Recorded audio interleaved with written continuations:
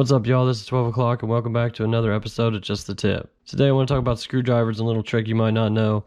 You got to get the right type of screwdriver for this to work, but it's a trick that'll give you more leverage on a screwdriver. Maybe your screwdriver's too small. Maybe this is the only one you have. Maybe this is the only one you have and it keeps coming out when you're trying to screw it and you can't hold it up against there, and maybe you're in a tight spot. This is a trick you can use to help you turn the screwdriver if you can't really get a good grip on it. Now, I mentioned that you have to have the right type of screwdriver, and what I mean by that is the handle.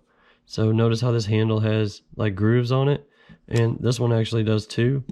These don't have that. These are just cushion grips, so this trick won't work on these. But grips like this trick will work on all these types of screwdrivers with handles like that. So you need more leverage on your screwdriver. What do? So what you want to do is grab a wrench.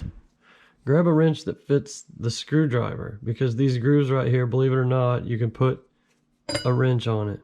Take the screwdriver that you're using and find a wrench that actually fits it. And look at that. That actually fits that. So now you can use your hand to hold the screwdriver while you use the wrench to turn it. And like I said, it works for all the screwdrivers that have handles like this. And you can even, if you can't get the box on it, you can even turn it around and use the open end of the wrench on the screwdriver.